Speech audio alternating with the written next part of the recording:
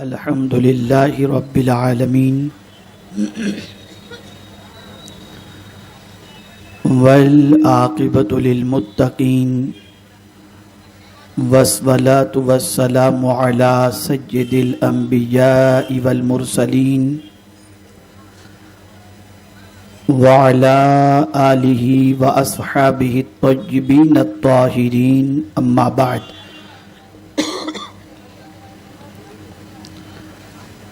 फ़ाऊज़ु बिल्लाहि मिनश शैतानिर रजीम बिस्मिल्लाहिर रहमानिर रहीम।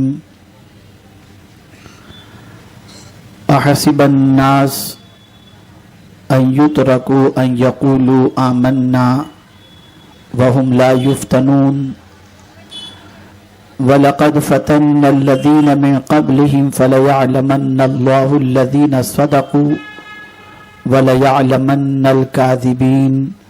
सदक़ल्लाहुल अज़ीम। काबिल क़द्र उलमाए ज़वील एहतराम व हाज़रीन व नाज़रीन, अस्सलामु अलैकुम व रहमतुल्लाहि व बरकातुहू।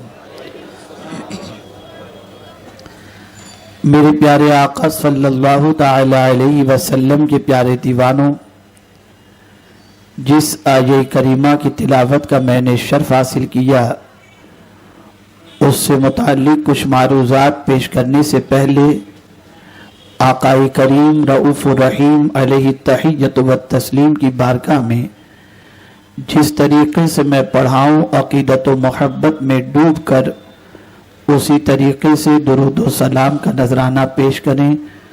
अस्सलातु वस्सलामु अलैका या रसूल अल्लाह,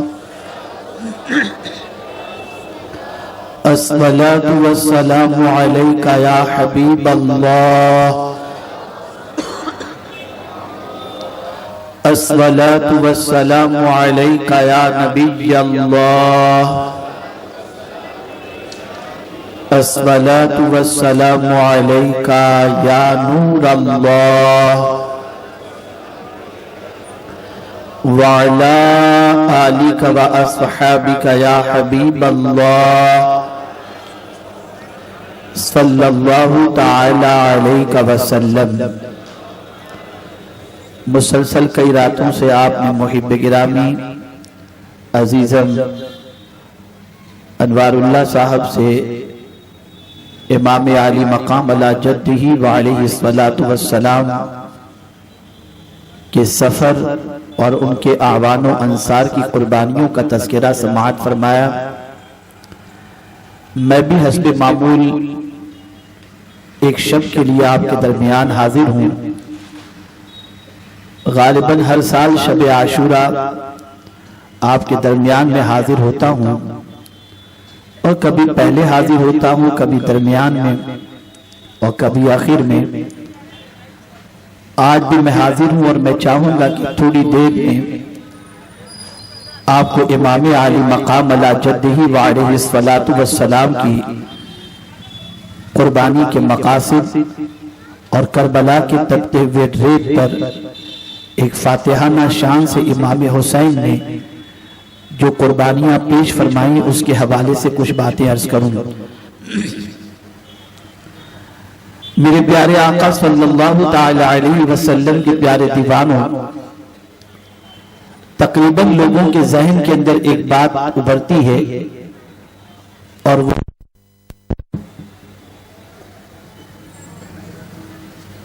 हो गया। एक मरतबा दुरूद शरीफ पढ़ लिया आप। अल्लाहुम्मा सल्लि अला सय्यिदिना व मौलाना मुहम्मदिन मादनिल जूदि वल करम व आलिहिल किराम व इब्निहिल करीम व बारिक व सल्लिम सलातन व सलामन अलैका या सय्यदी या रसूल अल्लाह सल्लल्लाहु तआला अलैका व आलिहि व सल्लम। एक बात लोगों के जहन में उभरती हुई नजर आती है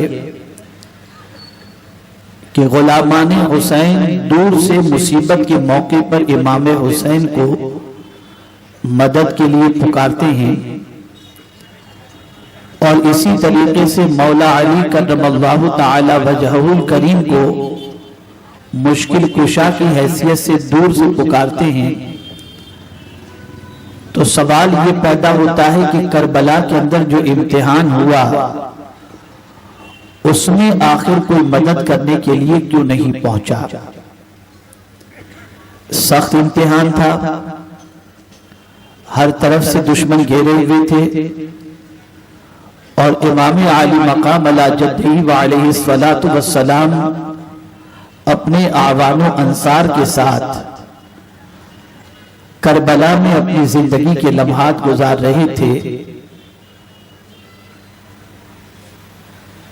तो इतने सख्त इम्तिहान के मौके पर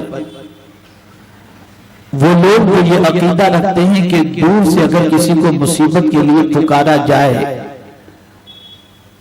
औलियाए किराम को, सहाबाए किराम को, आकाए करीम सल्लल्लाहु अलैहि वसल्लम को, तो वो मदद के लिए पहुंचते हैं। तो आखिर करबला में इतने सख्त सानहे के मौके पर कोई मदद के लिए क्यों नहीं पहुंचा? दर हकीकत जिनका जहन मफलूज होता है,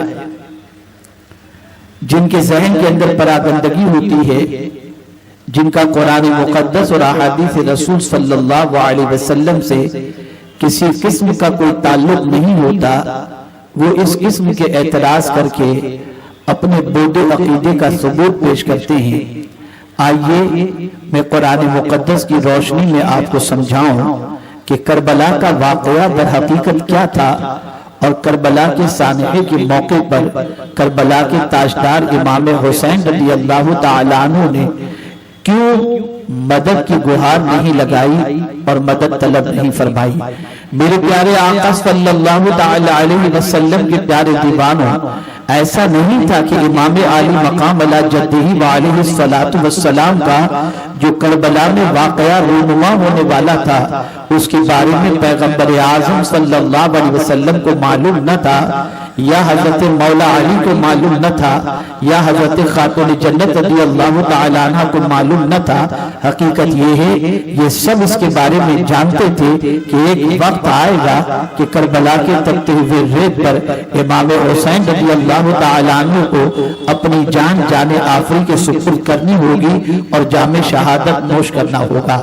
आप देखें पैगंबर आज़म सल्लल्लाहु तआला अलैहि वसल्लम की अता का आलम देखिए। अल्लाह के रसूल सल्लल्लाहु तआला अलैहि वसल्लम ने इम्तिहान से पहले ही इतनी बड़ी डिग्री इमाम हुसैन को अता फरमा दी थी जिसकी कोई इंतहा नहीं। अल्लाहु अकबर। ये डिग्री हसनैन करीमैन के अलावा मेरे आका सल्लल्लाहु अलैहि वसल्लम ने किसी को नहीं अता फरमाई। जन्नती की डिग्री तो बहुतों को अता फरमाई, लेकिन नौजवाना ने जन्नत के सरदार की डिग्री अगर किसी को रसूल आज़म ने अता फरमाई तो वो हसनैन करीमैन को अता फरमाई थी। अब आप सोचें, डिग्री हमेशा बाद में मिला करती है, पहले इम्तिहान होता है फिर डिग्री दी जाती है। लेकिन अल्लाह अकबर, आकाए करीम सल्लल्लाहु अलैहि वसल्लम करबला के इम्तिहान से वाकिफ थे, करबला के सानहे से वाकिफ थे, करबला में पेश आने वाले वाकयात से वाकिफ थे। लेकिन अल्लाह अकबर, पैगंबर आज़म सल्लल्लाहु अलैहि वसल्लम ने वाकिफियत के बावजूद रब्बे कदीर जल्ल जलालहू की बारगाह में ये दुआ नहीं फरमाई कि जिस हुसैन के लिए मैं अपने सजदे को तवील कर देता हूँ, जिस हुसैन के लिए मैं मिंबर से खुतबा रोक करके उतर जाता हूँ, मेरे मौला हुसैन को उस आजमाइश से बचा ले। नहीं, बल्कि पैगंबर आज़म सल्लल्लाहु अलैहि वसल्लम बारगाह समदियत में दुआ करते हैं, ए अल्लाह हुसैन को मैदान करबला में साबित कदम रखना, सब्र का पैकर बनाए रखना। आप अंदाजा लगाएं, मौला अली का हाल भी यही रहता है और खातून जन्नत रज़ी अल्लाह तआला अन्हा का भी हाल यही रहता है। इसलिए कि उनकी नजर कुरान पर थी, उनकी नजर अल्लाह की किताब पर थी। अल्लाह अकबर। मेरे प्यारे आका सल्लल्लाहु तआला अलैहि वसल्लम के प्यारे दीवानों, कुरान कहता है अहसिबन नास अन युतरकू अन यकूलू आमन्ना वहुम ला युफ्तनून। क्या लोगों ने ये गुमान कर लिया है कि इतना कहने पर छोड़ दिए जाएंगे कि हम इम्तिहान, हम मोमिन हुए, हम ईमान लाए और उनका इम्तिहान नहीं होगा? अल्लाह अकबर। मेरा करीम करीम इरशाद फरमाता है, जब भी कोई बंदे मोमिन अपने आप को मोमिन कहे तो उसे अपने दिलो दिमाग में ये बात महफूज कर लेनी चाहिए कि ईमान का दामन थाम लेने के बाद इम्तिहान उसका मुकद्दर बन जाती है, इम्तिहान उसके लिए जरूरी हो जाया करता है। आप जानते हैं कोई भी साहिब ईमान ऐसा नहीं जिसे इस दुनिया में इम्तिहान से गुजरना न पड़े, जिसे इस दुनिया में इम्तिहान की वादियों से गुजरना न पड़े। अल्लाह अकबर, पैगंबर आजम से सच्चा कौन होगा? अंबियाए किराम की जमात से बेहतर सच्ची जमात कौन सी होगी? लेकिन हम देखते हैं कि हजरत आदम अलैहिस्सलाम से लेकर पैगंबर रहमत सल्लल्लाहु अलैहि वसल्लम तक सबको अल्लाह ने इम्तिहान की वादियों से गुजारा, लेकिन हम देखते हैं कि इम्तिहान की वादियों से गुजरने वाले ये अंबियाए किराम हर मैदान के अंदर कामयाबी और कामरानी से हमकनार होते हैं। अल्लाह अकबर, हक व बातिल के मार्के होते रहे, हक व बातिल के दरमियान जंगें होती रही, लेकिन जब भी हक व बातिल के दरमियान जंग हुई तो हमने देखा कि बातिल हमेशा मादी ताकतों से लेस होकर के आया और हक के पास सिवाय हक के और कोई चीज न थी, लेकिन हक गालिब रहा और बातिल मगलूब रहा। मेरे प्यारे आका सल्लल्लाहु अलैहि वसल्लम के प्यारे दीवानों, सवाल ये पैदा होता है कि आखिर परवरदिगार जल्ल जलालहू जब ईमान वालों का इम्तिहान लेता है तो इस ईमान वालों का इम्तिहान लेने के पीछे मेरे करीम की गर्ज़ो गायत क्या है, मेरे करीम के इम्तिहान लेने का मकसद क्या है? तो कुरान ने वाज़ेह लफ्जों में फरमाया, वलक़द फ़तन्नल लज़ीना मिन क़ब्लिहिम फ़लयअलमन्नल्लाहु लज़ीना सदक़ू वलयअलमन्नल काज़िबीन। हमने उनसे पहले भी लोगों का इम्तिहान लिया ताकि हम लोगों को जाहिर फरमा दें सच्चा कौन है और झूठा कौन है। अल्लाह अकबर, आज पूरी दुनिया के अंदर मुसलमान होने का दावा करने वाले मुसलमान थोड़े से इम्तिहान में नाकाम हो जाते हैं। अगर हलाल और हराम का इम्तिहान हो तो मुसलमान उसमें फेल होता दिखाई देता है। अमानत और बयानतदारी का इम्तिहान हो, मुसलमान उसमें फेल होता दिखाई देता है। सच्चाई और झूठ के हवाले से इम्तिहान हो, मुसलमानों के हाथों से सच्चाई का दामन छूटता दिखाई देता है। आप जरा सोचें, इस वक्त हर एक का इम्तिहान होता है। मुसलमान कह दिए अपने आप को तो इम्तिहान की वादियों से गुजरना है, इम्तिहान के मरहलों से गुजरना है, और जब जब इम्तिहान होगा उसी इम्तिहान के बाद हम कितने सच्चे और कितने झूठे हैं ये दुनिया के इंसानों के सामने वाजे हो जाएगा, दुनिया के सामने हमारा पिक्चर क्लियर हो जाएगा।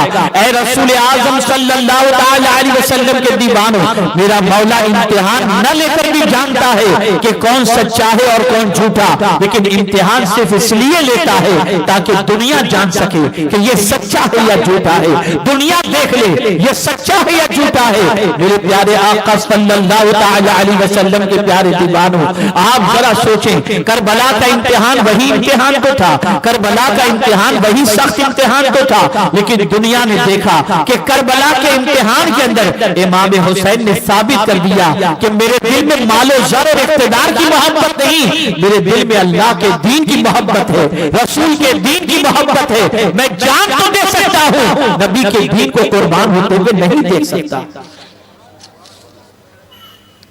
ऐ रसूल गिरामी वकार सल्लल्लाहु अलैहि वसल्लम के प्यारे दीवानों, पता ये चला इम्तिहान के जरिए जांचा जाता है, इम्तिहान के जरिए परखा जाता है, इम्तिहान के जरिए दुनिया के इंसानों को बताया जाता है।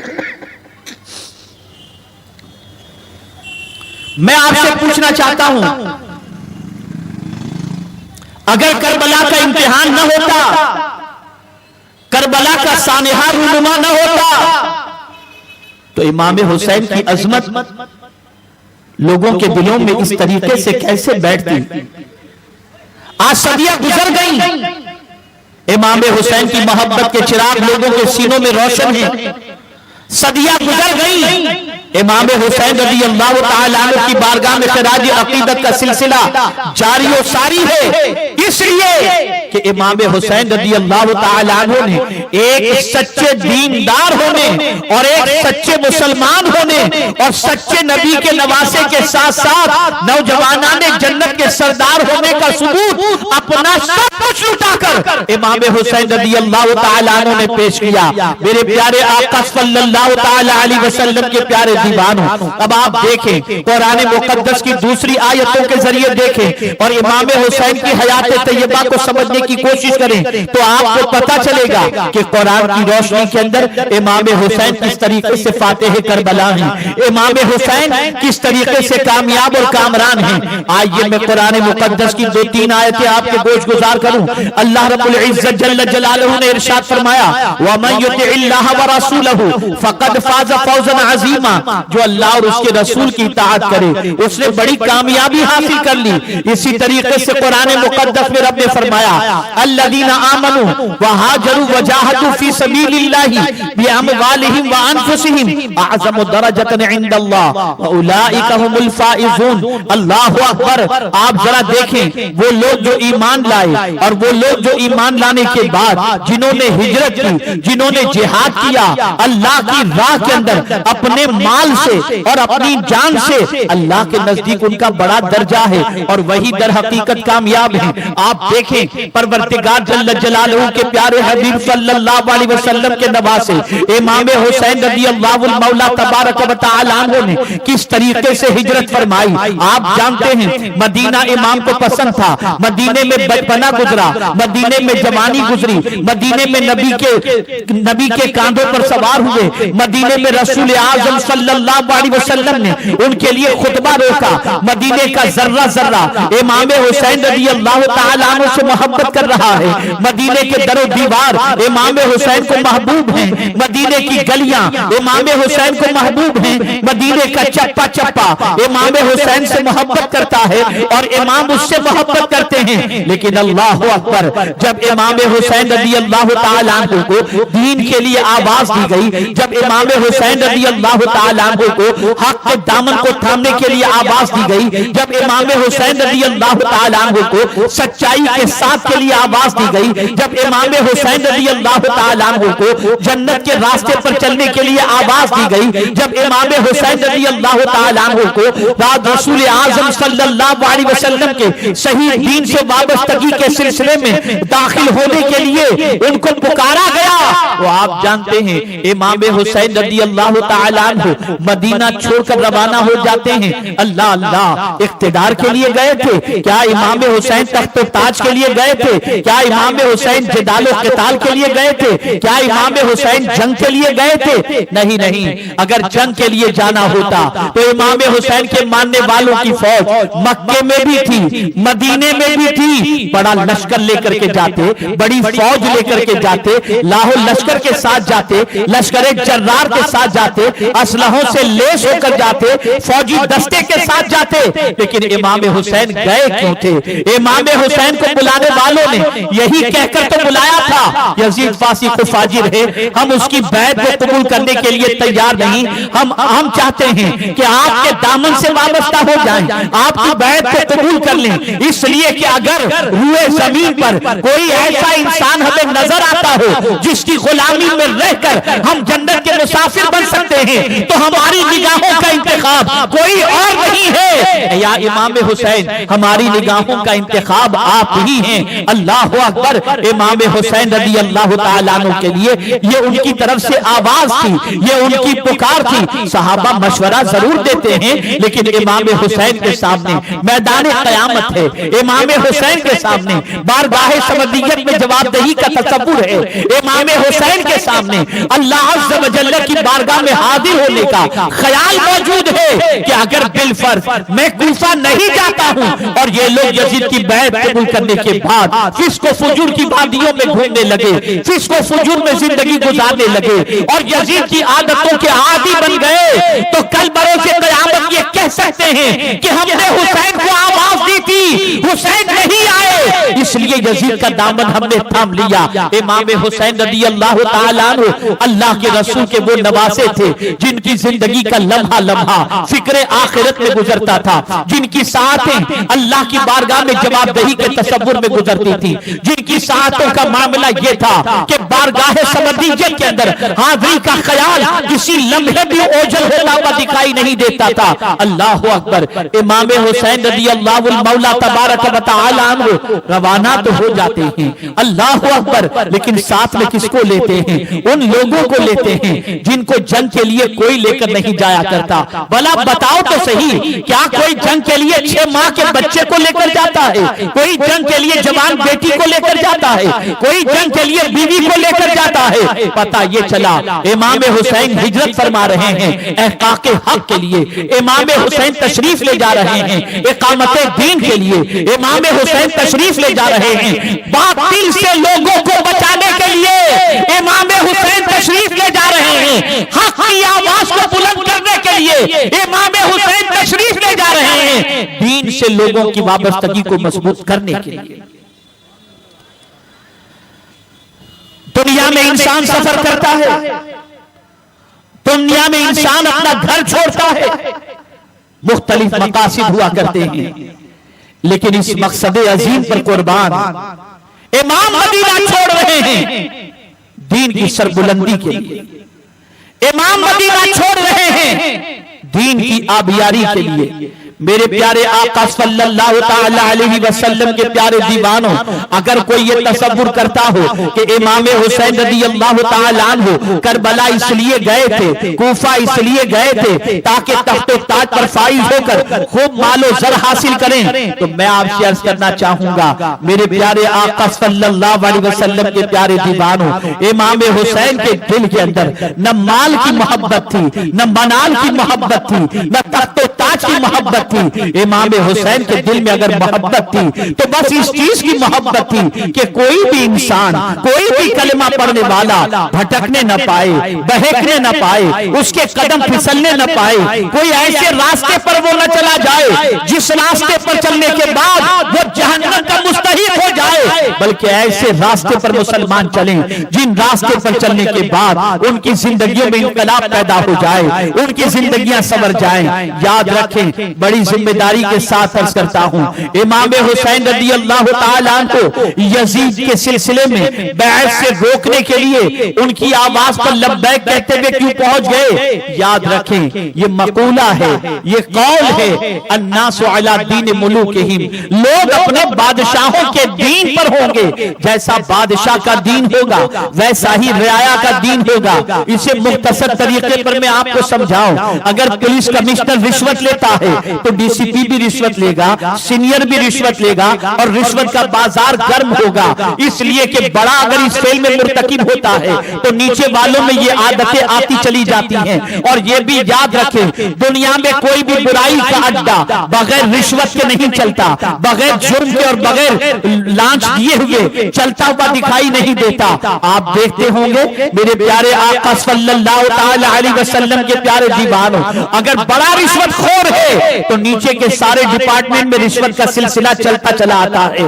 अल्लाह के रसूल सल्लल्लाहु अलैहि वसल्लम के नवासे ने देखा, अगर यजीद फासिक व फाजिर है, यजीद बेनमाजी है, और अगर इसको नहीं रोका गया और इसके खिलाफ आवाज नहीं उठाई गई तो होगा ये कि पूरा मुआशरा बेनमाजी बन जाएगा, पूरा मुआशरा अय्याज बन जाएगा, पूरा मुआशरा ज़ानी बन जाएगा, पूरा मुआशरा इस्लाम के हुकूक को छोड़ देगा और पूरे मुआशरे की पोजीशन ये होगी कि बदकिरदारी में डूब जाएगा। अब मैं एक सवाल आपसे पूछना चाहता हूं, आप जरा सोचो तो सही, 72 नुफूस कुदसियां हैं और मुकाबले के अंदर लाहो लश्कर मौजूद है, सरमाए की फरावानी मौजूद है, यजीद के पास फौज भी है, यजीद के पास तख्त भी है, यजीद के पास माल भी है, यजीद के पास ताज भी है, यजीद के पास इख्तिदार भी है, अल्लाह अकबर। और इतने से लोगों को लेकर के जा रहे हैं और फिर वक्त ऐसा भी आता है कि वहां पर कितालो जदाल का वक्त आ जाता है। अल्लाह अल्लाह, ऐ इमाम हुसैन जरा ये तो बताइए, इतनी बड़ी फौज के सामने आप जो है वो डट कर क्यों खड़े हो जाते हैं? आपसे कोई ज्यादा तकाजा तो नहीं किया गया था, इतना ही तो कहा गया था कि यजीद की बैत को कबूल कर ले। लेकिन मेरे प्यारे आका सल्लल्लाहु अलैहि वसल्लम के प्यारे दीवानों, अगर यजीद की बैत को इमाम हुसैन कबूल कर लेते तो करबला की जंग खत्म हो जाती।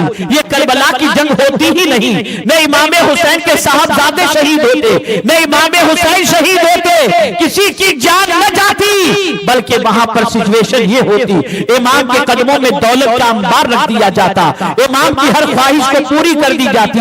इमाम हुसैन से एक ही तकाजा है, यजीद की बैत को कबूल इमाम हुसैन के सामने कुरान की आयत थी, और वो आयत क्या थी वो भी मैं आपको बता दूं। कुरान कहता है यौम तशहदु अलैहिम अलसिनतहुम व अयदीहिम व अर्जुलहुम बिमा कानू यामलून। कयामत के दिन उनकी ज़बानें, कयामत के दिन उनके पैर, उनके हाथ गवाही देंगे जिससे वो काम किया करते थे। जो काम भी हमने हाथ से किए कयामत में हाथ गवाही देगा, जो काम भी हमने पैर से किए कयामत में पैर गवाही देगा।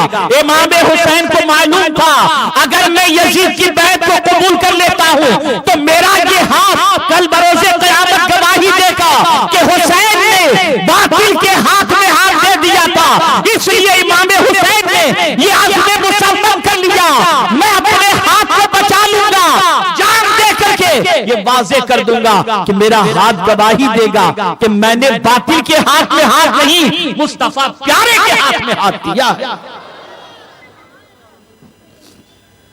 मैं सवाल पूछना चाहता हूं, आज हाथों का जायजा ले लो। आज के मुसलमान अपने हाथों से न जाने कितनों पर जुर्म, जुल्म और कितने जुर्म अपने हाथों से करता दिखाई देता है। कभी आपने सोचा ये हाथ हो या पैर हो, अल्लाह की बारगाह में कल बरोज़े क़यामत गवाही देंगे। इन हाथों के जरिए इंसान बहुत सारी अल्लाह की नाफरमानियां कर लेता है, पैरों के जरिए नाफरमानी कर लेता है, लेकिन वो भूल जाता है कि कल बरोज़े क़यामत हाथ और पैर जब गवाही देंगे तो इंसान क्या करेगा। ऐ रसूल आज़म सल्लल्लाहु अलैहि वसल्लम के दीवानों, इमाम हुसैन रज़ी अल्लाह ताला अन्हु सिर्फ हाथ की ही कुर्बानी या सिर्फ सर की कुर्बानी पेश नहीं करते, बल्कि आप देखें उनकी निगाहों के सामने कुरान मुक़द्दस की ये आयत करीमा है, इन्नल्लाह अश्तरा मिनल मुमिनीना अनफुसहुम व अम्वालहुम बिअन्न लहुमुल जन्नह।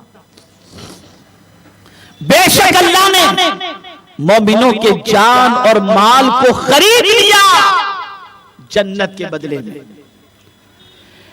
इसलिए इमाम जानते थे मेरे पास जो जान है वो मेरी अपनी मिल्कियत नहीं, मेरे रब की अमानत है। जो माल है मेरे पास ये मेरी मिल्कियत नहीं, ये अल्लाह रब्बुल इज्जत जल्ल जलालहू की अमानत है। और जब अल्लाह की अमानत है तो इस अमानत का इस्तेमाल उसी तरीके से हमको करना होगा जिस तरीके से जिसकी अमानत है वो हमें उस तरीके से इस्तेमाल का हुक्म अता फरमाए। एक छोटी सी मिसाल आपके सामने पेश करूं, और इस जुर्म का मुर्तकिब मुसलमानों का 90% तबका है।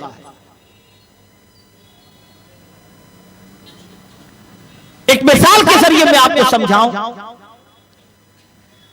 अगर कोई शख्स आपको 5,000 रुपए दे और 5,000 रुपए दे करके ये कहे फला साहब को जाकर के ये 5,000 रुपया दे दो, आपको मालूम है कि जिस शख्स को देने के लिए उन्होंने कहा है उस शख्स की आदतें अच्छी नहीं, तो आप आकर के उनसे कहेंगे कि तुमने जिसको पैसा देने के लिए कहा है उसकी आदतें अच्छी नहीं, वो इन पैसों के जरिए बुरे बुरे काम करेगा, गलत काम करेगा। तो जिसने पैसा दिया है वो शख्स कहेगा तुमको मैं जितना कहता हूं उतना करो, पैसा मेरा है, तुम टेंशन क्यों लेते हो। तो आप क्या करेंगे? आप सोचेंगे अब ये जो बोलता है बोलने दो, और नहीं मानता है तो कोई बात नहीं, पैसा इसका है, आप जाकर के जिसके बारे में जिसको पैसा देने के लिए उसने कहा है आप जाकर के दे देंगे, इसलिए कि पैसा आपका नहीं, पैसा उसका है। अब अगर वो नहीं मानता कोई बात नहीं, उसका पैसा आपको जिसको देने के लिए कहा गया आपने जाकर दे दिया। ये दुनिया का ही दस्तूर है और दुनिया का इंसान इसी तरीके से करता है। अब इसको मैं दूसरे एंगल से समझाऊं। आप रात को 3 बजे सोए, आप सोते वक्त अपनी बीवी को बोल करके सोए, इल्ला माशाअल्लाह कि रात ज्यादा हो गई है, सुबह प्लीज मुझे फज्र में मत उठाना, 10 बजे मुझे जॉब पर जाना है, अगर नींद मेरी टूट गई तो मेरे सर में दर्द शुरू होगा। ऐ रसूल आज़म सल्लल्लाहु तआला अलैहि वसल्लम के दीवानों, सुबह हुई, आपको बिलफर्ज अगर बीवी ने जगाने की कोशिश भी की तो आप झिड़क करके उसे कह देंगे मुझे सोने दो। लेकिन दूसरी तरफ कुछ ऐसे लोग भी हैं जो ये कहते हो कि मैं 4 बजे सो तो कोई बात नहीं, मुझे फज्र की नमाज के लिए जगा देना। अब फज्र की नमाज के लिए जब बेदार किया गया तो उस वक्त सर में थोड़ा सा दर्द हो रहा था, सर में थोड़ी सी तकलीफ महसूस हो रही थी, सर में थोड़ी सी परेशानी महसूस हो रही थी। ऐसे मौके पर वो शख्स अगर ये सोचे कि नींद टूट जाने की बुनियाद पर मेरे सर में दर्द है, उसकी बजाय ये सोचे ये मेरा जिस्म मेरी अपनी मिल्कियत तो नहीं है, अल्लाह की मिल्कियत है। अब अगर मैं फज्र की नमाज के लिए उठ भी गया, सर दर्द हो तो होने दो, मौला का दिया हुआ सर है, मेरा क्या जाता है। तकलीफ है तो बर्दाश्त कर लूंगा, परेशानी है तो बर्दाश्त कर लूंगा। आदमी इस तरीके से उठकर फज्र की नमाज अदा कर लेता है और सर दर्द की फिक्र को छोड़ देता है, तो मेरे करीम की रहमत उस पर निछावर होती है। मेरे बंदे, तूने इस वजह से फज्र की नमाज अदा फरमाई कि तूने अपनी तरफ तवज्जो देने की बजाय मेरी तरफ तवज्जो दी। सुन ले, मैं सर के दर्द को भी दूर कर देता हूं और दुनिया की तकलीफ को भी दूर कर देता हूं। पता ये चला, इंसान जब अपने वजूद को अल्लाह के कानून का पाबंद बना दे तो अल्लाह अज़्ज़ व जल्ल करम की नजर फरमाता है। करबला में भी मामला यही था। इमाम हुसैन का जिस्म अक़दस है, इमाम हुसैन से तकाजा हो रहा है। अब आप देखें, मैं तो हैरान हूं, या अल्लाह कितना अजीम माजरा, कैसी अजीम सिचुएशन कि करबला के तपते हुए रेत पर बीवी भी मौजूद है, बच्चे भी मौजूद हैं, बच्ची भी मौजूद है, ये सब कुछ मौजूद है और सब के सब वहां मौजूद होने के बावजूद इमाम हुसैन रज़ियल्लाहु ताला अन्हु को फैमिली में से कोई एक भी ये नहीं कहता, कोई एक भी ये नहीं कहता कि यजीद की बैत को कबूल कर लो, इसलिए कि आपकी जान अगर चली गई तो हजरत शहर बानू ये नहीं कहती कि मैं बेवा हो जाऊंगी, हजरत ज़ैनब ये नहीं कहती कि भाई तुम चले जाओगे तो मेरा क्या होगा, हजरत अली अकबर ये नहीं कहते कि अब्बा हम यतीम हो जाएंगे, हजरत कासिम ये नहीं कहते कि हम आपकी शफ़क़त से महरूम हो जाएंगे। या अल्लाह, माजरा क्या है कि करबला में कोई ये बात कहता दिखाई नहीं देता और इमाम हुसैन को कोई ये कहता नहीं दिखाई देता कि इतनी ही सी तो बात है कि यजीद की बैत कबूल कर लेनी है। अगर आप यजीद की बैत को कबूल कर लेते हैं तो हमारा सुहाग भी सलामत, बच्चे भी सलामत और हम सब भी सलामत। यहां आपके ज़मीर को जगाते हुए मैं अर्ज़ करूंगा, आज की पोजीशन में नौजवान लड़के हो या लड़की, मां बाप हो, सबकी सिचुएशन ये है कि बच्चा अगर दीन के रास्ते पर थोड़ा सा चलने लगे तो माँ बाप ये कहते हैं बेटा अभी तुम्हारी उम्र ही क्या है, अभी रुक जाओ, अभी तुम्हारी शादी बाकी है, बाद में फिर कभी देखेंगे। और कभी कभी तो ऐसा भी होता है बड़ी मादरत के साथ कि आजकल पढ़े लिखे बहुत सारे मुस्लिम नौजवान अपनी शनाख्त भी छुपाते हैं और शॉर्ट फॉर्म के अंदर अपने नाम को वहां पर पेश करते हैं ताकि जल्दी से लोग मुसलमान समझने के लिए तैयार हो। ये सिचुएशन है, ये हालात हैं। लेकिन करबला में इमाम हुसैन रज़ियल्लाहु तबारक व तआला अन्हु से उनकी अली का कोई फर्द ये नहीं कहता कि यजीद की बैत कबूल कर लो हम सब बच जाएंगे। या अल्लाह माजरा क्या है? तो सुन लो, वजह सबसे बड़ी ये थी कि सब जानते थे कि मौत वक्त से पहले नहीं आती और मौत अपने वक्त मुकर्ररा ही पर आती है। अगर रब मारना चाहे तो कोई बचा नहीं सकता और रब बचाना चाहे तो कोई मार नहीं सकता। और साथ ही साथ सबका अज़्म मुसम्मम ये था कि जान तो है ही इसलिए कि अल्लाह की राह में कुर्बान कर दी जाए। हाँ, इस्लाम जिंदा रहना चाहिए, इस्लाम बाकी रहना चाहिए, इसलिए घर का हर फर्द सब कुछ लुटाने के लिए तैयार है, लेकिन इस्लाम को मरने देना नहीं चाहते, इस्लाम की हयात चाहते हैं। इसीलिए मोहम्मद अली जौहर ने कहा, कत्ले हुसैन असल में मर्गे यजीद है, इस्लाम जिंदा होता है हर करबला के बाद। इमाम हुसैन ने जान देकर इस्लाम को जिंदा किया। ये बात याद रखो, हमारे पास जो जान है यह हमारी मिल्कियत नहीं, अल्लाह की अमानत है। हमारे पास जो माल है आप कहेंगे मैंने कमाया, मेरी मेहनत का है। कुरान कहता है अगर तुझे जन्नत चाहिए तो सुन ले, तेरा माल भी मेरी अमानत है, तेरी जान भी मेरी अमानत है। इसलिए जान को भी उसी रास्ते पर खपाओ जिस रास्ते पर खपाने का हुक्म अल्लाह और उसके रसूल जल्ल जलालहू व सल्लल्लाहु तआला अलैहि वसल्लम ने अता फरमाया। और माल को भी उसी रास्ते में खपाओ जिस रास्ते पर खपाने का हुक्म अल्लाह अज़्ज़ व जल और उसके रसूल सल्लल्लाहु अलैहि वसल्लम ने अता फरमाया। आज बड़े अफसोस के साथ कहना पड़ता है,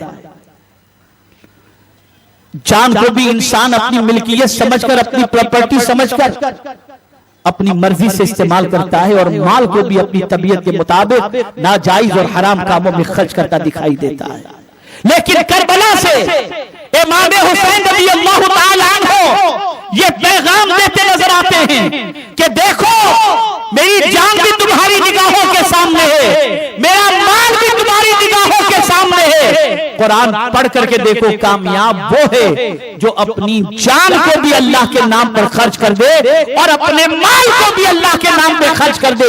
ऐसे खर्च करने वाले को कुरान कहता है उलाइका हुमुल फाइजून, यही वो हैं जो अल्लाह के नजदीक कामयाब हैं।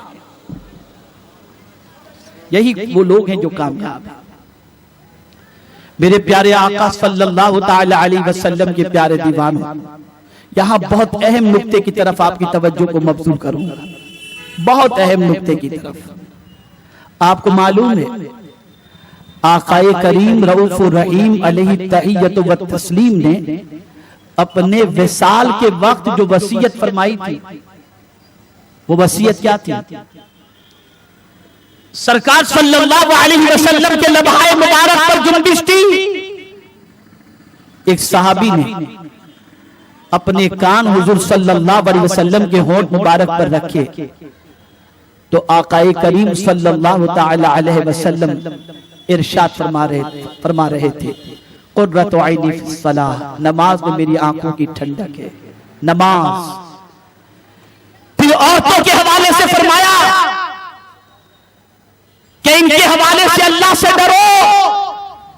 और तीसरी बात हुजूर सल्लल्लाहु अलैहि वसल्लम ने फरमाई रफीक आला, यानी अपने रब के हवाले से।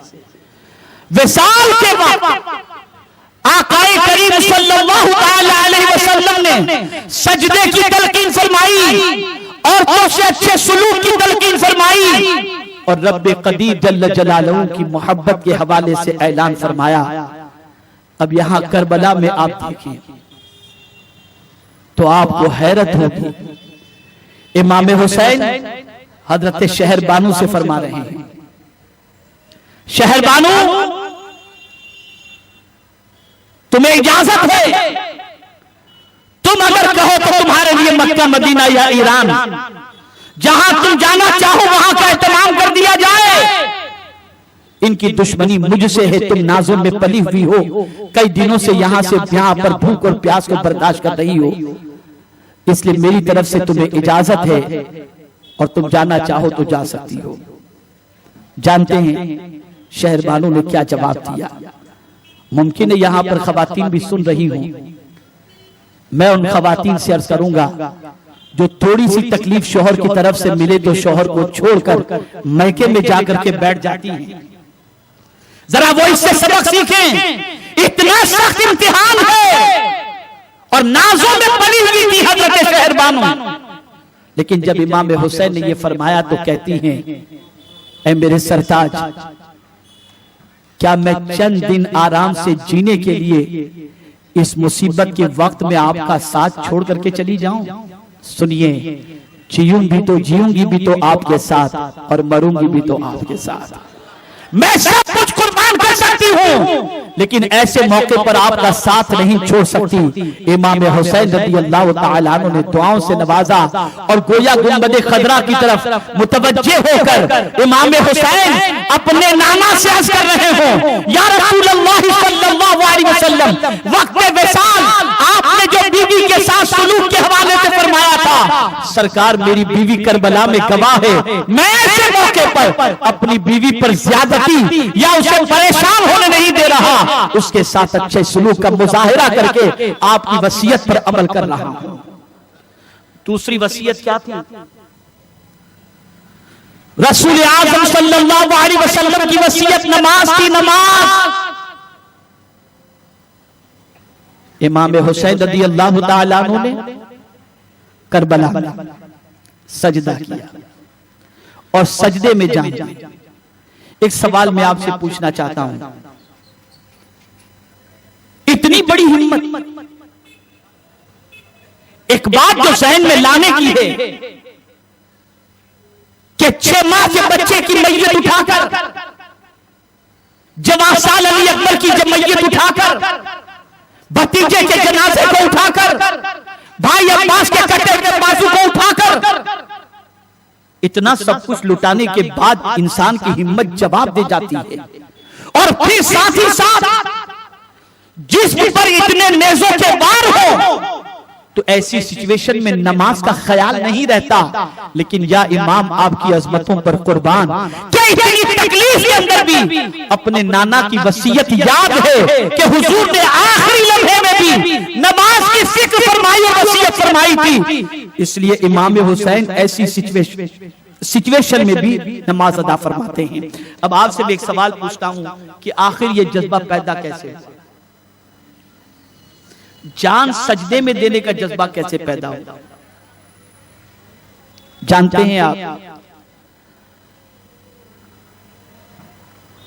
रसूल गिरामी वक़ार सल्लल्लाहु अलैहि वसल्लम मिंबर पर खुतबा दे रहे थे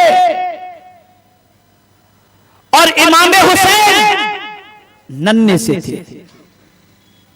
लड़खड़ाते हुए कदम से मस्जिद नबवी शरीफ में एंटर होते हैं। रसूल आज़म सल्लल्लाहु अलैहि वसल्लम के सहाबा मस्जिद नबवी शरीफ में मौजूद हैं। अब जब इमाम हुसैन को आते हुए रसूल आज़म ने देखा तो खुद खुतबा रोककर मिंबर से उतरते हैं और इमाम हुसैन की तरफ बढ़कर इमाम हुसैन को अपनी गोद में उठा लेते हैं और फिर आकर मिंबर से खुतबा देते हैं। मैं हैरान हूं, या अल्लाह, इतने सहाबा मौजूद थे, किसी सहाबी से हुजूर फरमा देते कि मेरे सहाबी देखो हुसैन आ रहे हैं, जरा उठाकर मेरे पास ले आओ। लेकिन सरकार ने किसी सहाबी से नहीं फरमाया, खुद मिंबर से खुतबा रोककर खुद उतरे और उतरकर इमाम हुसैन को खुद हुजूर ने उठाया और अपनी गोद में लेकर के फिर हुजूर ने खुतबा दिया। वक्त जुमा का था, हुजूर देख रहे थे कि जुमा ही का वक्त होगा, करबला का मैदान होगा। आज हुसैन पर मोहब्बत को मैं कुर्बान करके हुसैन की तरबियत कर दूं, इसलिए कि करबला में जुमा ही के वक्त मुतालिबे की शिद्दत होगी कि यजीद की बैत को कबूल कर लो वरना तुम्हारे जिस्म से सर को जुदा कर दिया जाएगा। ऐसी सिचुएशन में मेरा नवासा हुसैन मेरी उस शफ़क़त को याद करेगा कि जुम्मा के वक्त जब लड़खड़ाते हुए कदम से मस्जिद में मैं जब आया था तो मेरे नाना ने मुझे गिरने नहीं दिया था। आज करबला में नाना के दीन को मैं गिरने नहीं दूंगा। मैं जान देकर के भी उधर मेरे नाना ने मुझे गोद में उठाया था, मैं सर सजदे में कुर्बान करके नबी के दीन को उठा करके रहूंगा। इमाम हुसैन ने नबी के दीन को जिंदा किया, दीन को उठा करके बताया। ए रसूल आजम सल्लल्लाहु तआला अलैहि वसल्लम के दीवानों, आप जरा सोचो और अंदाजा लगाओ, करबला के मैदान के अंदर फातिह की हैसियत से इमाम हुसैन थे। यजीद की डिमांड थी हाथ ले लेना, और इमाम हुसैन का कहना था कि जान दे सकता हूं, हाथ नहीं दे सकता। इतनी शिद्दत और इतनी सख्ती के बावजूद मेरे इमाम के हाथों को यजीद ले न सका। कुछ लोग कहते हैं कि यजीद को खबर नहीं थी। अगर यजीद को यह मालूम होता तो यजीद जो है वो इमाम हुसैन के शहीद करने का हुक्म या इमाम हुसैन रज़ियल्लाहु ताला अन्हु के इस मामले को होने न देता। यजीद इमाम हुसैन से मोहब्बत करता था। मैं कहता हूं जालिमों, यजीद को ये तो मालूम था कि इमाम हुसैन करबला में आ चुके हैं। अगर उसे कंप्रोमाइज करने का ख्याल ही था तो मुल्क शाम से वो निकलता, आता, इमाम हुसैन से कहता मैं अपनी गलतियों को दुरुस्त कर लूंगा, मैं फिस्को फुजूर छोड़ दूंगा, मैं शराब पीना छोड़ दूंगा, मैं अय्याशियां छोड़ दूंगा, मैं बदकिरदारियां छोड़ दूंगा, आप मुझे मौका दीजिए। वो कंप्रोमाइज की सूरत निकालता। लेकिन बताइए यजीद वहां से निकलकर आया नहीं और इमाम हुसैन रज़ियल्लाहु ताला अन्हु की ये शहादत वाक़ई हुई। यहाँ से ये बात समझ में आती है कि जो लोग यजीद की मोहब्बत का दावा कर रहे हैं वो अपने दावे में झूठे हैं, इसलिए कि यजीद की मंशा यही थी या तो इमाम हुसैन बैत कबूल करें या इमाम हुसैन की जान ले ली जाए। सुन लो ऐ रसूल आज़म सल्लल्लाहु अलैहि वसल्लम के दीवानों, इमाम हुसैन रज़ियल्लाहु ताला अन्हु ने क़यामत तक के इंसानों को ये दर्स दिया, जालिम के काम सामने कभी झुकना नहीं, हक के लिए जान दे देना। इसलिए कि जान दे दोगे तो तुम्हारी जिंदगी दूसरों के लिए सही रास्ते के लिए नमूना बन जाएगी और तुम्हारा किरदार दूसरों के सामने रोज़े रोशन की तरह आया हो जाएगा। इमाम हुसैन ने सब कुछ लुटा करके ये बता दिया, इस्लाम वो नहीं जो यजीद पेश करता है, इस्लाम वो है जो हुसैन पेश करते हैं। ऐ रसूल आज़म सल्लल्लाहु ताला अलैहि वसल्लम के दीवानों, करबला का इम्तिहान दर हकीकत इमाम हुसैन रज़ियल्लाहु ताला अन्हु की अज़मतों को हम तक पहुंचाने के लिए और इमाम हुसैन के मकाम मर्तबे से हमको आशना कराने के लिए अल्लाह की तरफ से ये इम्तिहान हुआ। और मेरे प्यारे आका सल्लल्लाहु अलैहि वसल्लम के प्यारे दीवानों, क़यामत तक के आने वाले लोगों ने इमाम हुसैन की सीरत को पढ़ने के बाद हर मुसलमान इस चीज को महसूस करने के लिए तैयार हो गया, असल इस्लाम वो है जो हुसैन इब्ने अली ने पेश किया, करबला के ताजदार ने पेश किया। यहाँ ये बात जहन में महफूज कर लो, इस्लाम पर दो मर्तबा सख्त वक्त आया है। एक वक्त हुजूर सल्लल्लाहु अलैहि वसल्लम के विसाल के मौके पर, अल्लाहु अकबर, जब आकाए करीम सल्लल्लाहु अलैहि वसल्लम का विसाल हुआ तो उस मौके पर आप जानते हैं अल्लाह अल्लाह खत्म नबुव्वत के मुनकिरीन पैदा हुए, मानिईन ज़कात पैदा हुए। आलम यह था कि फारूक आज़म जैसे जलीलुल कद्र सहाबी भी सैयदना सिद्दीक़ अकबर से हुजूर के विसाल के बाद अर्ज करते हैं, ए अबू बकर, एक साल अगर ये लोग ज़कात नहीं देते तो छोड़ दो, थोड़ी सी नरमी के लिए इख्तियार करो। लेकिन सिद्दीक़ अकबर ने बरजस्ता फरमाया था, दीन मुकम्मल हो चुका है, अब जो लोग हुजूर के जमाने में ज़कात देते थे उनको अब भी ज़कात देना है। मेरे प्यारे आका सल्लल्लाहु अलैहि वसल्लम के प्यारे दीवानों, इस्लाम में अब कोई रद्द बदल नहीं होगा, दीन कंप्लीट हो चुका है। सिद्दीक़ अकबर रज़ियल्लाहु ताला अन्हु ने अज़्म मुसम्मम किया और फिर उसके बाद जब सिद्दीक़ अकबर के दलाइल फारूक आज़म ने सुने और दिगर सहाबा ने सुने तो यही बरजस्ता कहा, अबू बकर हक पर हैं। अल्लाह ने अबू बकर के सीने को खोल दिया। उस वक्त सिचुएशन ये थी, हलाल को हराम और हराम को हलाल किए जाने का पूरा प्लान दुनिया में बन चुका था। लेकिन सिद्दीक़ अकबर ने असली इस्लाम को पेश करने के लिए शरह सद्र की बुनियाद पर लोगों के सामने कोई भी रद्द बदल को कबूल न किया और असली इस्लाम लोगों के सामने पेश किया। और दूसरा सख्त वक्त आया था यजीद के दौर के अंदर कि वो हलाल को हराम, हराम को हलाल, जायज को नाजायज और नाजायज को जायज कहने के लिए उसने कमर कस ली थी। उस मौके पर अगर दीन को किसी ने बचाया है तो इमाम हुसैन ने बचाया है, करबला के ताजदार ने बचाया है। ऐ रसूल आजम के दीवानों, ये मेरे आखिरी जुमले दिलो दिमाग के अंदर महफूज कर लो।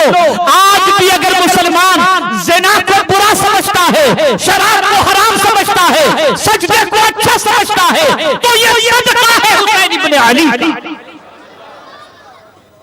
अगर इमाम हुसैन कुर्बानी न देते तो आज लोग इसको भी जायज तस्वुर करके पीना शुरू कर देते।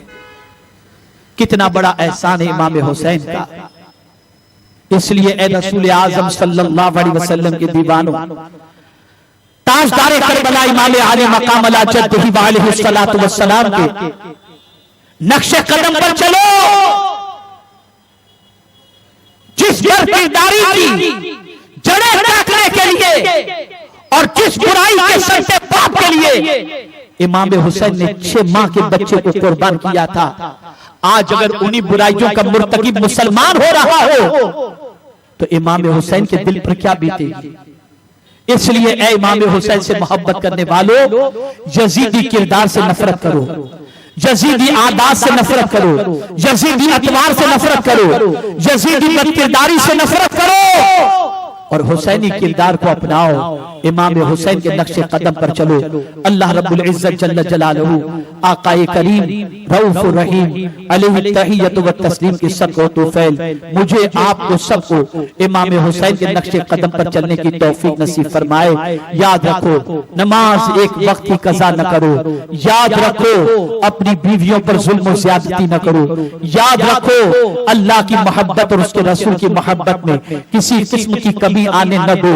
और ए रसूल आज़म सल्लल्लाहु अलैहि वसल्लम के दीवानों, हर बुराई से, शराब, ज़िना, बदकिरदारी, बददयानती, इन सारी चीजों से परहेज करो और इमाम हुसैन की बारगाह के अंदर सच्चाई का खराज अकीदत पेश करो।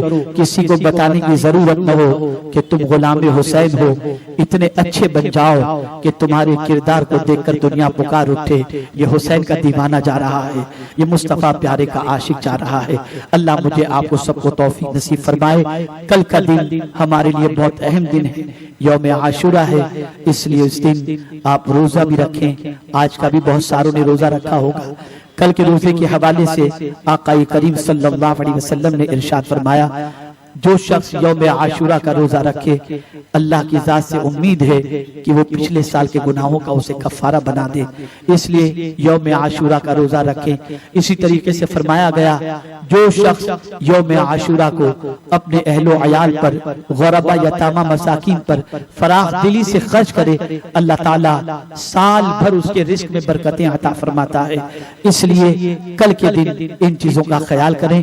अल्लाह हम सब पर करम की नजर फरमाए। वमा अलैना इल्लल बलागुल मुबीन। अस्सलामु अलैकुम व रहमतुल्लाह।